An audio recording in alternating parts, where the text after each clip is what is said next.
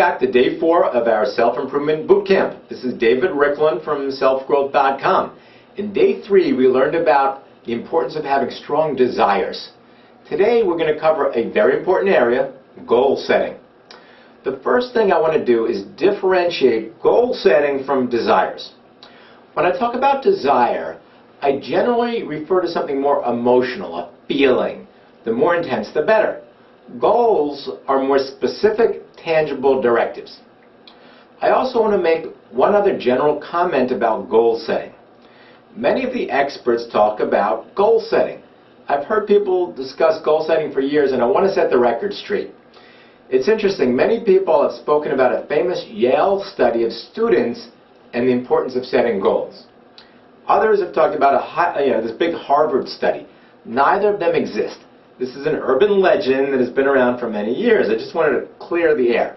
But with that said, I know firsthand that goal setting really does work. In fact, I know firsthand that every single person sets goals, whether they call them goals or not. I'll give you an example. If you and a friend want to meet for dinner and set up a date for next Wednesday, guess what? You've just set a goal. The goal is to meet your friend for dinner.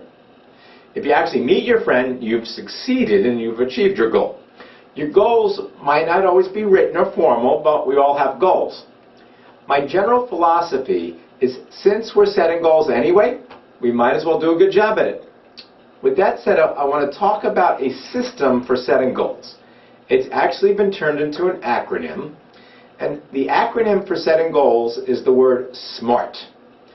If you're not familiar with it, you should write it down, and if you are familiar with it, you should use it, and let's review it. Goals should be SMART.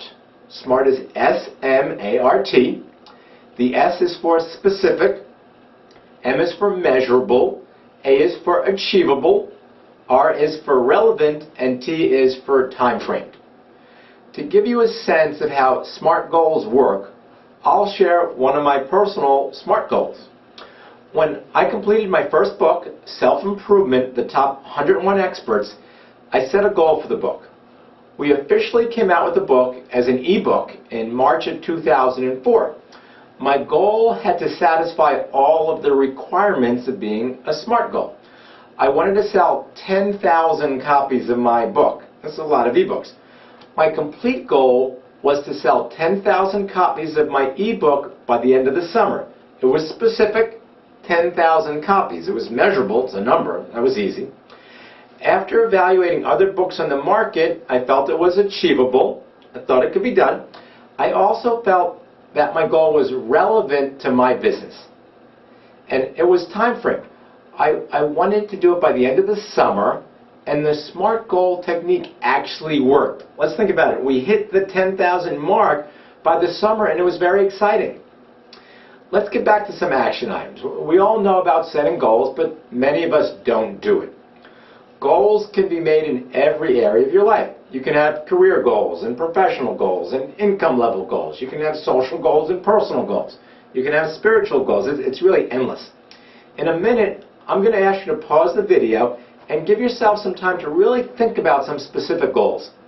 I want you to start with what I describe as a daydreaming session.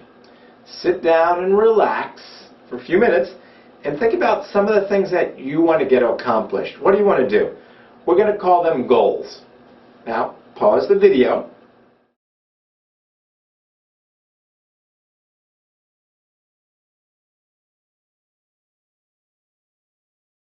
All right, welcome back.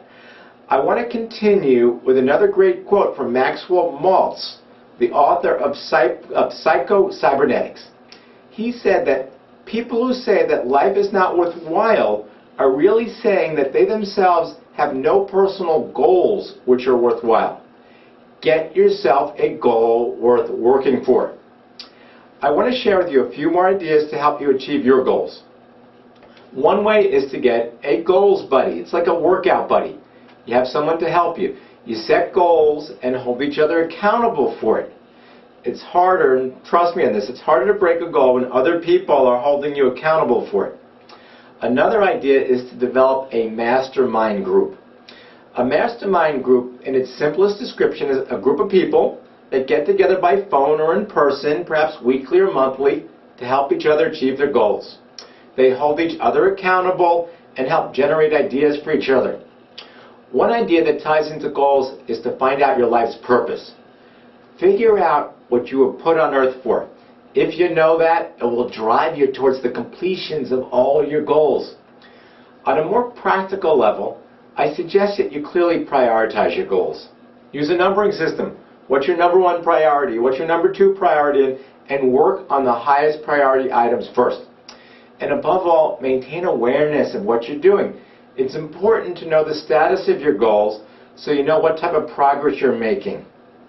All right, now that we've taken responsibility, we have desires, and are taking action and setting goals, what's next? Much more. Thanks for watching, and we'll see you again on day 5.